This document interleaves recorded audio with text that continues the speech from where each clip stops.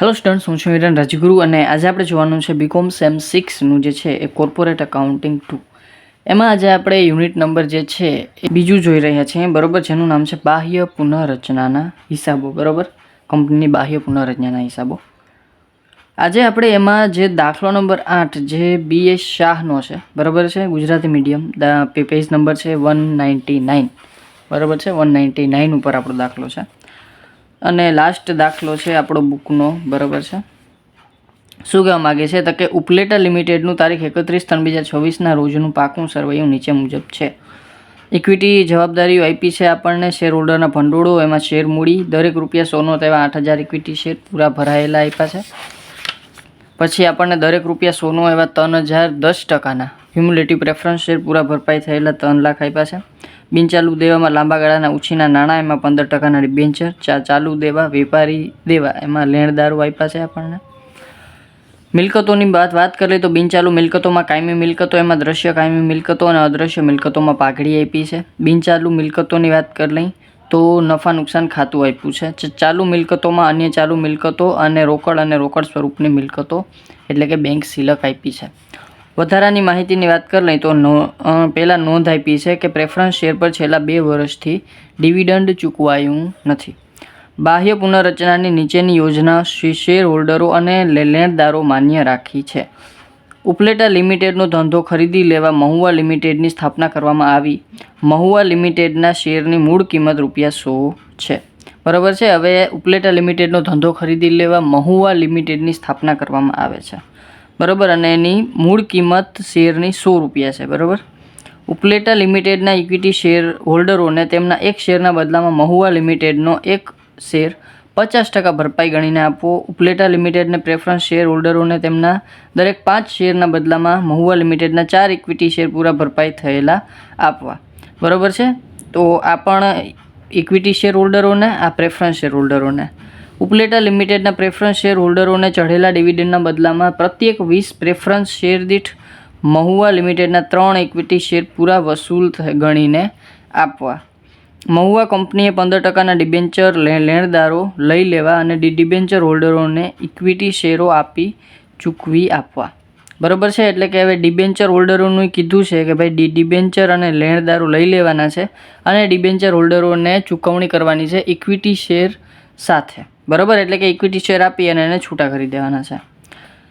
ભૂતકાળમાં ઘસારાની જોગવાઈ કરેલી નહીં હોવાથી ઉપલેટા લિમિટેડની કાયમી મિલકતોની બજાર કિંમત ચોપડે દર્શાવેલી કિંમતના 50% જેટલી જ છે. બરાબર છે. હવે ઘસારાની જોગવાઈ નથી થઈ. બરાબર છે. એટલે મિલકતોમાં જે ઘટાડો છે એ કીધો છે. જ્યારે ચાલુ મિલકતોમાં સમાયેલ સ્ટોકની કિંમત 4 લાખ સામે માત્ર 40% રકમ ઉપજી શકે તેમ છે. મહુવા લિમિટેડ મિલકતો બજાર ભાવે જ છે એ સ્વીકારશે.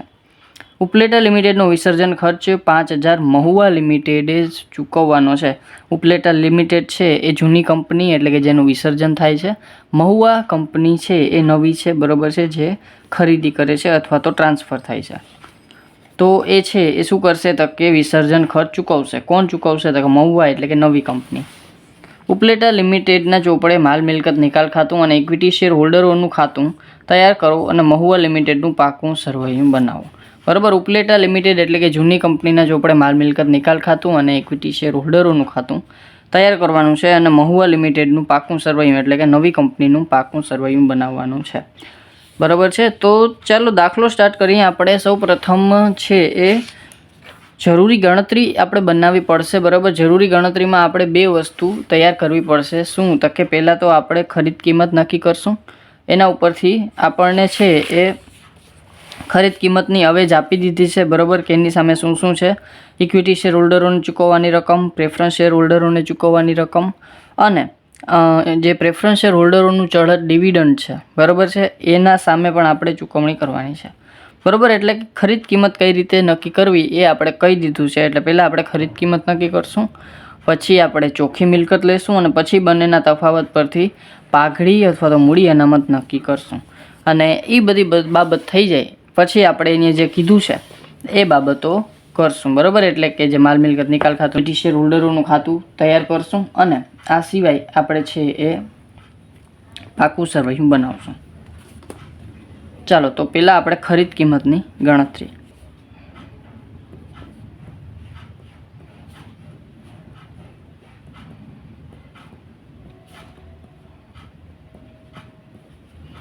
ચાલો તો પહેલાં ખરીદ કિંમતની ગણતરીમાં એની વધારાની માહિતીમાં કીધું છે કે પહેલાં તો એની કીધું છે કે ભાઈ 100 રૂપિયાનો શેર છે, બરાબર, જે નવી કંપની બને છે એનો, બરાબર. ઉપલેટા લિમિટેડના ઇક્વિટી શેર હોલ્ડરોને તેમના એક શેરના બદલામાં મહુવા લિમિટેડનો એક શેર 50% ભરપાઈ ગણીને આપવો. એટલે કે ઉપલેટા લિમિટેડના છે એ એક શેરના બદલામાં, બરાબર, એક શેર. તો અહીંયા આપણે ઇક્વિટી શેર હોલ્ડરોને એક શેરના બદલામાં એક શેર છે, બરાબર, એક શેરના બદલામાં એક શેર. તો શેર કેટલા છે? તો કે શેર છે આપણા 8000. તો 8000 કેટલા થાય? તો કે એ તો સર ગણતરી કરવા પણ જ નથી. 8000 શેર થશે, પણ 50% ભરપાઈ. 50% એટલે 100 રૂપિયાનો શેર છે, પણ આપણે 50 રૂપિયાનો આપશું, બરાબર છે. એટલે કે 8000 × 50, 8 × 5 = 40, 4 લાખ રૂપિયા ઇક્વિટી શેર હોલ્ડરોને, બરાબર છે. પછી કીધું છે એને કે ઉપલેટા લિમિટેડના પ્રેફરન્સ શેર હોલ્ડરોને તેમના દરેક 5 શેરના બદલામાં મહુવા લિમિટેડના 4 શેર, બરાબર, પ્રેફરન્સ શેર હોલ્ડરોને. તો અહીંયા આપણે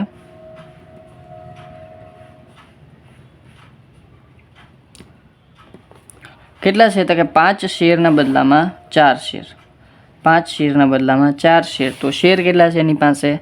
3000 શેર છે. તો અહીંયા લખશું આપણે 3000 શેરે કેટલા. ચાલો તો 3000 × 4 × 5 એ થઈ જશે 2400 શેર. અને કેટલા રૂપિયાના કીધા છે? તો કે એની પૂરા ભરપાઈ કીધા છે, તો એને ગુણ્યા 100, બરાબર. પૂરા ભરપાઈ એટલે 100 રૂપિયા લખે, એટલે કે 2400 × 100 એટલે 2,40,000 પ્રેફરન્સ શેર હોલ્ડરોને ઇક્વિટી શેર આપવાના છે, બરાબર છે. પછી ત્રીજા નંબરમાં ઉપલેટા લિમિટેડના પ્રેફરન્સ શેર હોલ્ડરોને ચઢેલા ડિવિડન્ડના બદલામાં પ્રત્યેક 20 પ્રેફરન્સ શેર દીઠ મહુવા લિમિટેડના 3 ઇક્વિટી શેર પૂરા વસૂલ ગણીને આપવા. તો અહીં લખશું આપણે ડિવિડન્ડના બદલાના શેર, ઇક્વિટી શેર જ છે આ બધાય, બરાબર છે. તો શું કીધું છે એની? તો કે 20 પ્રેફરન્સ શેર દીઠ, તો 20 3 ઇક્વિટી શેર, 20 આપણને 3 ઇક્વિટી શેર કીધા છે. તો પૂરા વસૂલ થયેલા ગણીને આપવા, બરાબર. તો આપણી પાસે પ્રેફરન્સ શેર છે કેટલા? તો કે પ્રેફરન્સ શેર છે આપણી પાસે 3000ના, બરાબર. તો અહીંયા 3000 કેટલા થશે? તો કે 20 3, તો 3000 × 3 / 20 એટલે એ થઈ જશે 450 શેર. કેટલા રૂપિયાનો છે? તો કે એને કીધું છે કે ભાઈ પૂરા વસૂલ ગણીને આપવા, એટલે કે પૂરેપૂરા 100 રૂપિયાના આપવા. તો એને ગુણ્યા 100, 450 × 100 એટલે 45,000. ચાલો, આ સિવાય આપણને ખરીદ કિંમતમાં બીજું કાંઈ આપ્યું નથી, બરાબર છે. તો આપણો 1 2 3 4, બરાબર. તો આ 4 4, સોરી, ચોથો નથી થયો, બરાબર. આ 3 3 આપણને જે ખરીદ કિંમતમાં આપ્યા હતા એ 3 3 આપણે જોઈ લીધા, બરાબર છે. ઇક્વિટી શેર હોલ્ડરોને 4 લાખ રૂપિયાના ઇક્વિટી શેર, પ્રેફરન્સ શેર હોલ્ડરોને 2,40,000ના ઇક્વિટી શેર, અને ડિવિડન્ડના બદલામાં પ્રેફરન્સ શેર હોલ્ડરોને 45,000ના શેર આપવાના છે, બરાબર છે. ચાલો તો આ થઈ જશે ખરીદ કિંમત. તો ખરીદ કિંમતનો ટોટલ મારી દઈએ આપણે 4,00,000, 2,40,000 અને 45,000. તો આવશે 6,85,000, 6,85,000 ખરીદ કિંમત, બરાબર છે. ચાલો હવે આપણે જરાક આગળ વધીએ. હવે આપણે ચોખ્ખી મિલકતની ગણતરી કરવાની છે, બરાબર. તો ચોખ્ખી મિલકત બીજા નંબરમાં.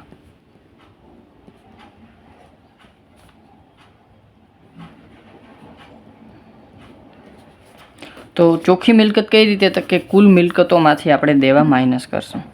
તો પહેલાં તો આપણે મિલકતો એટલે કે જે નવી કંપની જે સ્વીકારે છે એ રીતે આપણે લેશું, બરાબર છે. તો ચાલો મિલકતોમાં સૌપ્રથમ એને શું કીધું છે તો કે મિલકતોમાં આપણી પાસે કાયમી મિલકતોમાં દ્રશ્ય મિલકતો છે, પણ એમાં આપણે વધારાની કંઈક માહિતી આપી છે. મહુવા કંપનીએ 15% ડિબેન્ચર અને લેણદારો લઈ લેવા અને ડિબેન્ચર હોલ્ડરોને ઇક્વિટી શેરો આપી ચૂકવવા, બરાબર છે. એટલે કે ડિબેન્ચર અને લેણદારો જે દેવા છે એ બે લઈ લેશે કંપની, બરાબર છે. એને આપણે પછી જોઈ. ભૂતકાળમાં ઘસારાની જોગવાઈ કરેલી નહીં હોવાથી ઉપલેટા લિમિટેડની કાયમી મિલકતોની બજાર કિંમત ચોપડે દર્શાવેલ કિંમત કરતાં 50% જેટલી જ છે. કેની તો કે કાયમી મિલકતો. તો કાયમી મિલકતો આપણી પાસે અહીં છે 4 લાખ રૂપિયા, બરાબર. ચોપડે દર્શાવેલ કિંમત પણ આપણે 50% ઓછી, એટલે કે કાયમી મિલકતો મારી પાસે થઈ જશે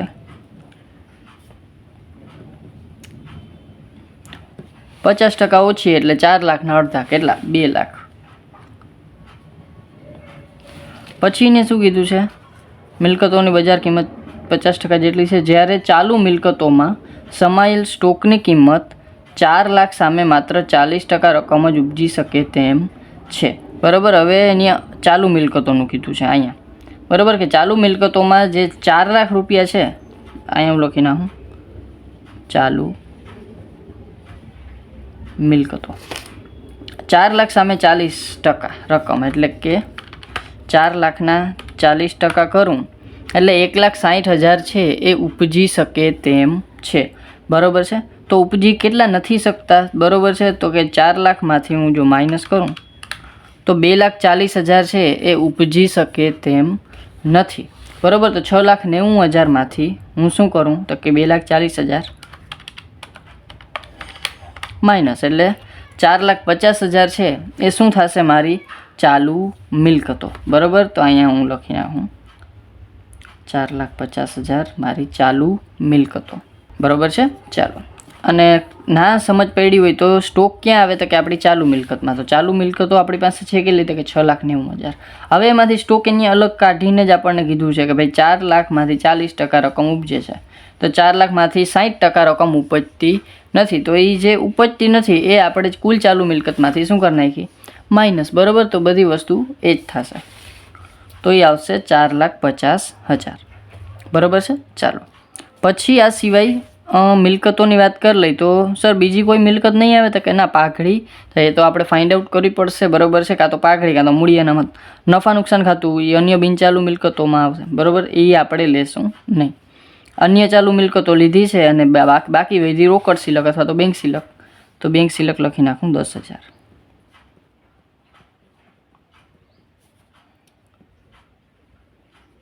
ચાલો, મિલકતો બસ આના સિવાય મિલકતો નહીં આવે. અને પછી છે દેવા. દેવા હું સામે જ લખી નાખું છું, બરાબર, જે સ્વીકારે છે કંપની એ, બરાબર. તો અહીંયા પહેલાં આપણે બે જ વસ્તુ છે, બરાબર, ડિબેન્ચર અને લેણદારોને બંને એ સ્વીકારે છે. મને બુક એટલે જ ના ગમે કારણ કે બુક છે વધારે જગ્યા છે એ કન્ઝ્યુમ કરે. ચાલો, તો દેવામાં અને લખવાનો તો જરાય મેળ ન આવે. 15%ના ડિબેન્ચર 3 લાખ, તો અહીં લખશું આપણે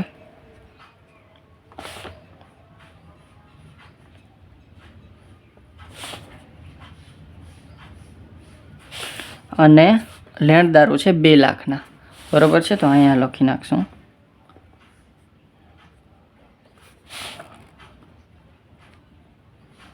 2 લાખના. ચાલો, તો હવે આપણે આના ઉપરથી ચોખ્ખી મિલકત લઈ લઈ, બરાબર છે. તો મિલકતોમાં કુલ મિલકતો 2 ને 4 ને 6,60,000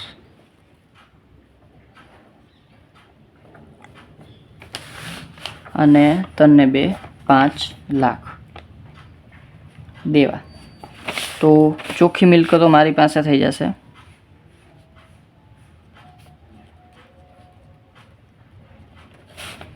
6,60,000માંથી 5 લાખ જાય એટલે 1,60,000, બરાબર છે. ચોખ્ખી મિલકતો મેં બહુ વધારે ડિટેલ લખી નથી, બરાબર. મિલકતોમાંથી દેવા છે એ માઇનસ, એટલે કે 6 લાખમાંથી 5 લાખ એટલે 1,60,000 બીજા, એટલે ચોખ્ખી મિલકતો મારી પાસે થઈ જશે. હવે હું જરા કમ્પેર કરી લઉં કે મારી પાસે પાઘડી હશે કે મૂડી અનામત. તો ખરીદ કિંમત છે મારી 6,85,000 ચોખ્ખી મિલકત છે મારી પાસે 1,60,000 જ. તો મેં ઘણી બધી વધારે કિંમત ચૂકવી છે, તો એ શું હશે જે છે એ મારી પાઘડી હશે. તો અહીંયા આપણે ત્રીજા નંબરમાં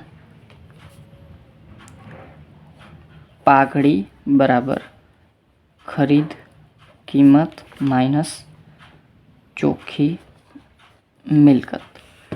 ચાલો, તો ખરીદ કિંમત કેટલી છે મારી પાસે? તો ખરીદ કિંમત છે મારી પાસે 6,85,000. ચોખ્ખી મિલકત છે મારી પાસે 1,60,000. તો 6,85,000 માઇનસથી 1,60,000 માઇનસ 5,25,000 મારી પાઘડી થશે.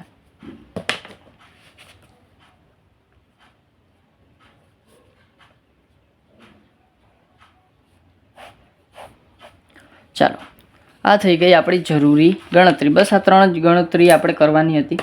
હવે આપણે એને જે કીધું છે એ આપણે કરવું પડશે, બરાબર? એટલે કે પહેલાં આપણે હવે છે ને આમાંથી આપણે એક વસ્તુ જોવાની છે. શું? તો કે વિસર્જન ખર્ચ ચૂકવે છે મહુવા લિમિટેડ. બાકી બધી વસ્તુ આપણે જોઈ લીધી છે અને ડિબેન્ચર હોલ્ડરોને ચૂકવણી કરે છે. આ 2 બાબત જોવાની છે આપણે, બરાબર? પણ અત્યારે નહીં, આપણે જ્યારે પાકું સર્વૈયું જોશું ને ત્યારે આપણે નકર આમ નોંધ કરતા હોત તો આપણે આની આમ નોંધ કરવી પડત, બરાબર છે? કે ભાઈ ડિબેન્ચર હોલ્ડર ખાતે ઉધાર, તે ઇક્વિટી શેર મૂડી ખાતે, બરાબર? પણ અત્યારે આપણે આની બીજી કોઈ નોંધ છે એ થશે નહીં. તો અત્યારે આને હું સાઈડમાં મૂકી દઉં છું અને આપણે જે માલ મિલકત નિકાલ ખાતું બનાવવાનું છે એ લઈ લઈ. માલ મિલકતની નિકાલ ખાતાનું તો બધાને કોન્સેપ્ટ ખબર જ હશે, બરાબર? કે ભાઈ જે મિલકતો આપણે જેનો નિકાલ કરવાનો છે એ, બરાબર છે? તો અહીંયા સૌપ્રથમ આપણે બધી મિલકતો જોતા જઈએ અને જે વસ્તુનો નિકાલ છે એ આપણે જોતા જઈએ.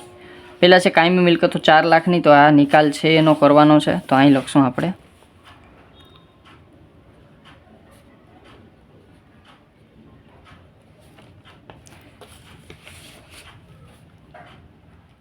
4 લાખ. પછી છે પાઘડી. તો કે હા, પાઘડીનો પણ આપણે, કંપની છે, કંપની બંધ થાય છે તો પાઘડીનો પણ આપણે શું કરશું? નિકાલ કરશું. તો અહીં લખશું આપણે પાઘડી ખાતે, બરાબર છે? અને એ છે 3 લાખ. અને હા, આ જૂની કંપનીના ચોપડે ઉપલેટા લિમિટેડ જે વેચનાર કંપની અથવા તો જેનું ફડચામાં જાય છે, બરાબર છે? જે ફડચામાં જાય છે એ કંપની છે, બરાબર છે? હંમેશા યાદ રાખવાનું.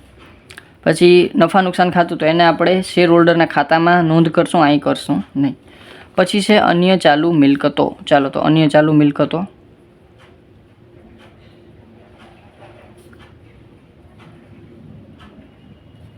કેટલી છે? તો કે 6,90,000. અને જૂની કંપની છે એ પોતાની મિલકતોનો નિકાલ હંમેશા ચોપડા કિંમતે જ કરે. આ વસ્તુ યાદ રાખવાની. બેંક સિલક કેટલી છે? તો કે 10,000. દેવાની વાત કરી લઈ તો દેવામાં 15% ડિબેન્ચર્સ.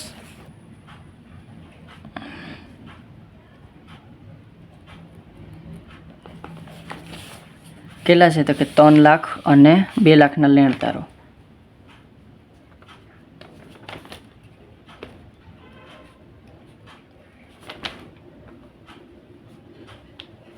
ચાલો, બરાબર? 3 લાખના લેણદારો, 2 લાખના લેણદારો અને ડિબેન્ચર્સ 3 લાખના. દેવાનું મિલકતોનું કામ થઈ ગયું. હવે આપણે કોના ખાતે? તો કે મહુવા લિમિટેડ ખાતે, બરાબર? જે ખરીદ કિંમત છે એ આપણે માલ મિલકત નિકાલ ખાતામાં જમા બાજુ લખશું. કેટલી? 6,85,000. તો અહીં લખશું આપણે, બરાબર? જે આપણે ખરીદ કિંમત હતી 6,85,000 એ. ચાલો, પછી આ થઈ ગયું. હવે આપણે શું કરવાનું છે? તો કે માલ મિલકત નિકાલ ખાતું. હજી આમાં 2 બાબતો છે. શું? તો કે આપણે જો પ્રેફરન્સ શેર હોલ્ડરોને ડિવિડન્ડ ચૂકવ્યું નથી, પણ હવે એ કોણ ચૂકવે છે? તો કે એ આપણે ખરીદ કિંમત સ્વરૂપે ચૂકવીએ છીએ, બરાબર? એટલે કે એના જે ડિવિડન્ડ છે ચૂકવવાનું બાકી, એ હવે આપણી એક જાતની મિલકત છે, બરાબર છે? તો એનું પણ આપણે નિકાલ કરવાનો થશે, બરાબર? તો અહીંયા આપણે લખશું ચૂકવવાનું બાકી પ્રેફરન્સ શેર ડિવિડન્ડ, બરાબર છે. કેટલું છે તો કે હવે જો આપણે જેટલું ચૂકવવાનું છે ને એને જ આપણે અહીંયા લખશું. તો કેટલું ચૂકવવાનું છે તો કે 45,000. તો 45,000 મારે અહીંયા લખવાનું થશે, બરાબર. અને બીજા નંબરમાં આપણે જે માલ મિલકત નિકાલ ખાતું બંધ કરીએ, બરાબર છે, તો એની ખોટ કે નફો કોણ લઈ જાય તો કે સર એ તો લઈ જાય આપણા ઇક્વિટી શેર હોલ્ડરો, બરાબર. તો હજી ઇક્વિટી શેર હોલ્ડરો તો નફો ખોટ લેશે, પણ આપણે પ્રેફરન્સ શેર હોલ્ડરો પાસે પહેલાં કેટલા ઇક્વિટી શેર હતા તો કે 3 લાખના ઇક્વિટી શેર હતા, બરાબર. 3 લાખના પ્રેફરન્સ શેર હતા, બરાબર છે. કેટલાના પ્રેફરન્સ શેર હતા તો કે 3 લાખના પ્રેફરન્સ શેર હોલ્ડરો પાસે પ્રેફરન્સ શેર હતા. પણ આપણે જે નવી કંપની છે એ પ્રેફરન્સ શેર હોલ્ડરોને કેટલા આપે છે તો કે 2,40,000 જ આપે છે. એના હતા 3 લાખ અને આપે છે એને 2,40,000. તો એને છે એ શું થશે તો કે ખોટ થશે. તો પ્રેફરન્સ શેર હોલ્ડરોને ખોટ થશે.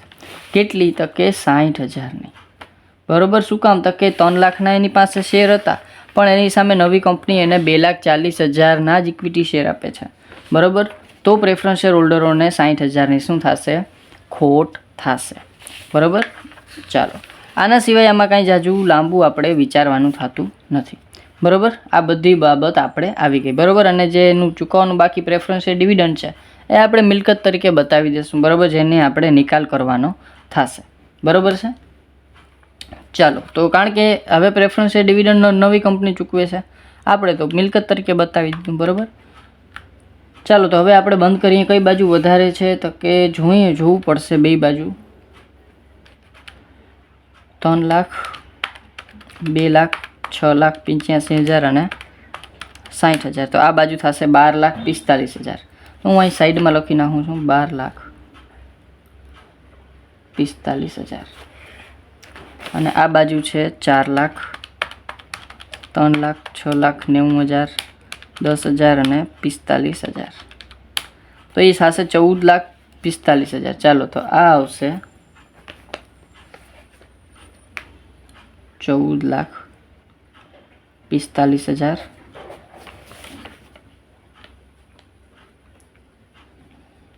અને એમાંથી 12,45,000 આપણે માઇનસ કરીએ તો આવશે 2 લાખ. અને એ શું આવશે તો કે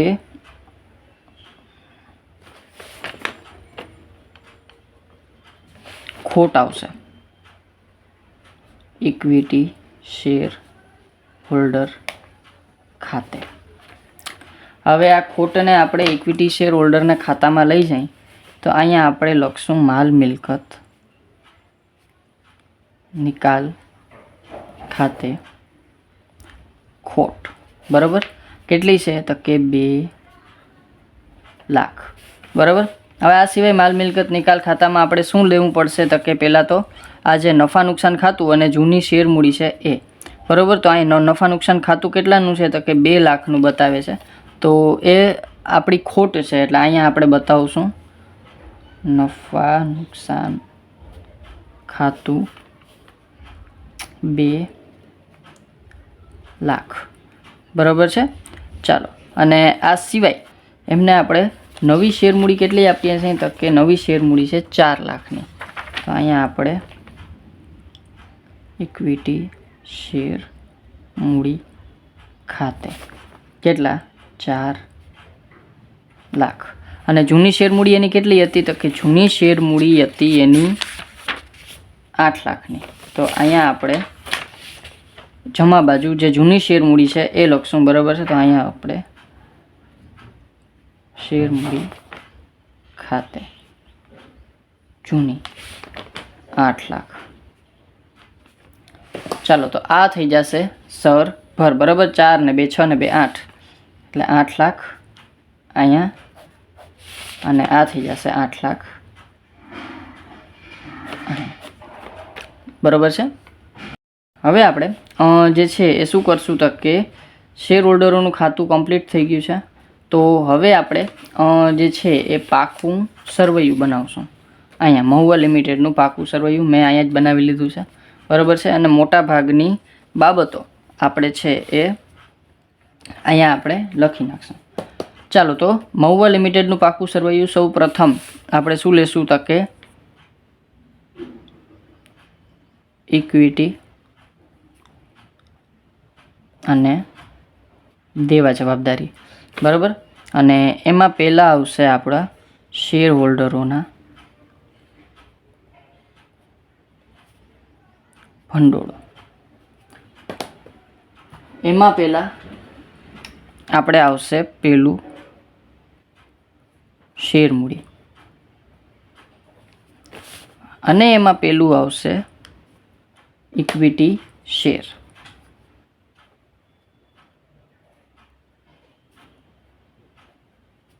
બરાબર. તો ઇક્વિટી શેર કેટલા છે? શેર દરેક ₹100નો, બરાબર. ચાલો અમુક 100નો છે, અમુક 50નો છે, બરાબર છે.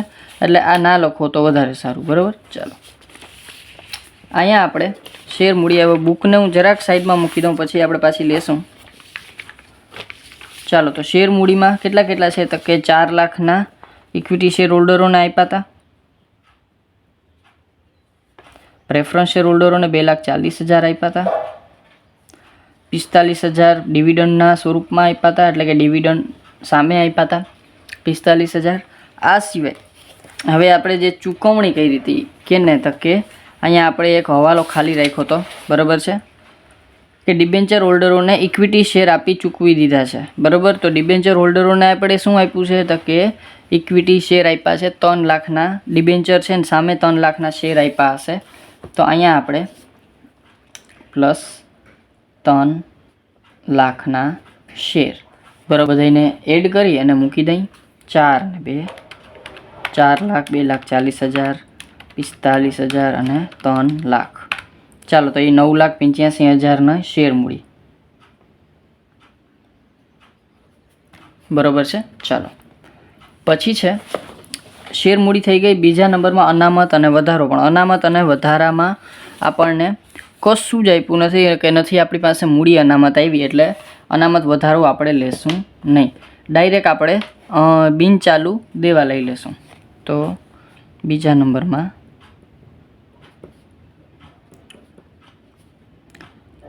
બિનચાલુ દેવા. પણ બિનચાલુ દેવામાં આપણી પાસે જે ડિબેન્ચર હતા એ ડિબેન્ચર હવે છે નહીં, કારણ કે એની સામે આપણે ઇક્વિટી શેર આપી અને એને ચૂકતે કરી દીધા છે, બરાબર છે. એટલે કે બિનચાલુ દેવામાં જે ડિબેન્ચર હતા એમાં પણ કાંઈ આવશે નહીં, ખાલી ડેશ કરી દઈ. પછી ત્રીજા નંબરમાં આપણે છે એ ચાલુ દેવા, બરાબર. તો ચાલુ દેવામાં આપણી પાસે લેણદારો છે, બરાબર. તો લેણદારો આપણે લખી નાખશું.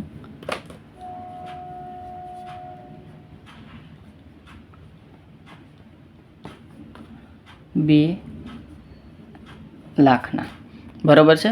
લેણદારો છે આપણી પાસે 2 લાખના, બરાબર છે. ચાલો આ વસ્તુ ક્લિયર થઈ ગઈ. આ સિવાય મૂડી દેવામાં કાંઈ છે નહીં. હવે આપણે બીજા નંબરમાં લઈશું મિલકતો.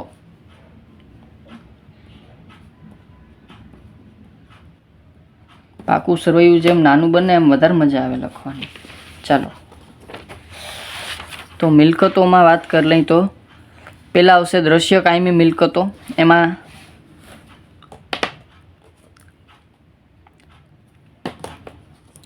પેલું છે બિનચાલુ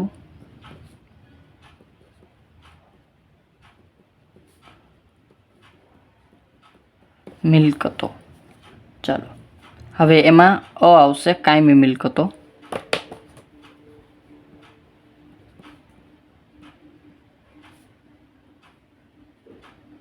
હવે કાયમી મિલકતોમાં આપણે કંઈક સુધારો કર્યો હતો, બરાબર, કે ભાઈ કાયમી મિલકતો આપણી 2 લાખની હતી. તો અહીંયા આપણે લખી નાખશું કાયમી મિલકતો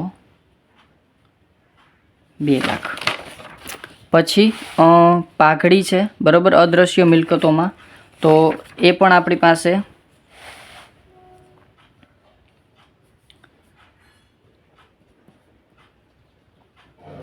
અદ્રશ્ય મિલકતો, એમાં આપણી પાસે પાઘડી હતી. પાઘડી એવી હતી આપણી પાસે 5,25,000ની. પછી છે અન્ય બિનચાલુ મિલકતોમાં નફા નુકસાન ખાતું છે, બરાબર, પણ એ આપણે લેવાનું થશે નહીં.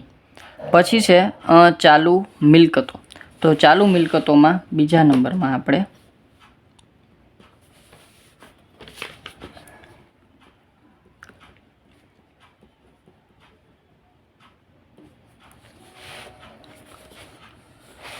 એમાંય આપણે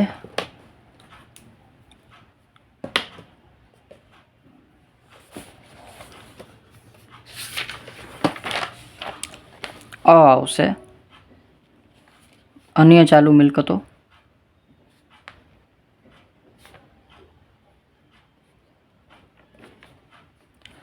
અને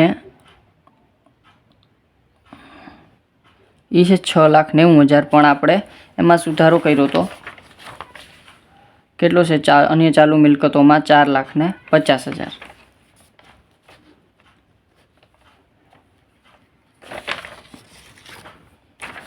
પછી છે રોકડ અને બેંક સિલક. તો બેંક સિલક. બેંક સિલક કેટલી છે? તો કે 10,000. સર તમે ઇનર કોલમમાં કેમ લખ્યું?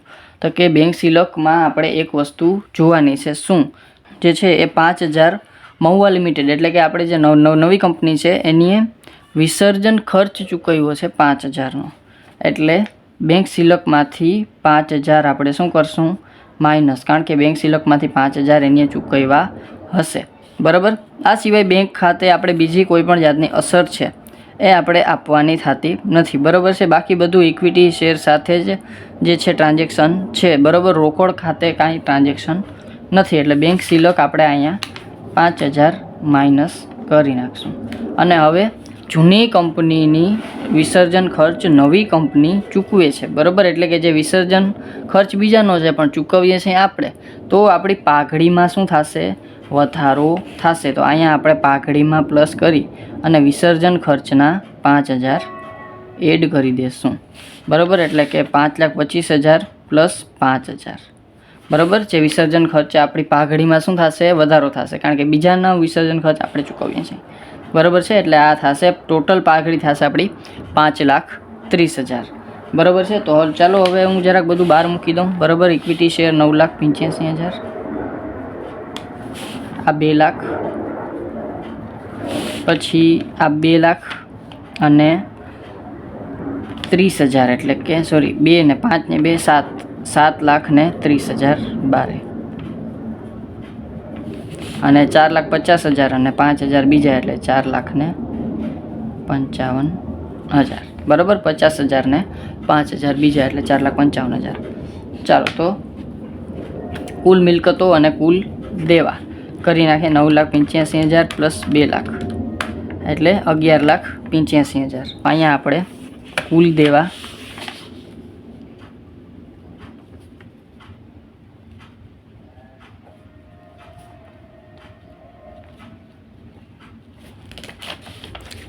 $11,85,000, અને આ પણ આપણા આટલા જ થવા જોઈએ. 7,35,000 અને 4,55,000, 11,85,000 આપણા કુલ મિલકતો.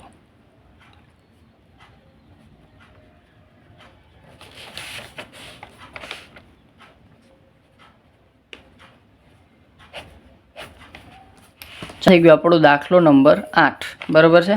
છતાં તમને કાંઈ પણ જાતનો ડાઉટ રહી ગયો હોય, બરાબર. આમ તો ઇઝી છે, આપણે અત્યાર સુધીના ચેપ્ટર્સ શીખ્યા છે, એટલે આપણને જો બધા ચેપ્ટર્સ થોડા આવડતા હશે તો આ ચેપ્ટર પણ આપણને આવડતું હશે, બરાબર. છતાં તમને કાંઈ ના સમજાય તો મને કોમેન્ટમાં પૂછી લેજો. અને જો વિડીયો ગમે, તમને ખબર જ છે, લાઇક શેર સબસ્ક્રાઈબ જરૂરથી કરી નાખજો, જેથી કરીને આવતા વિડીયોઝ તમને સરળતાથી મળતા રહે. Thank you.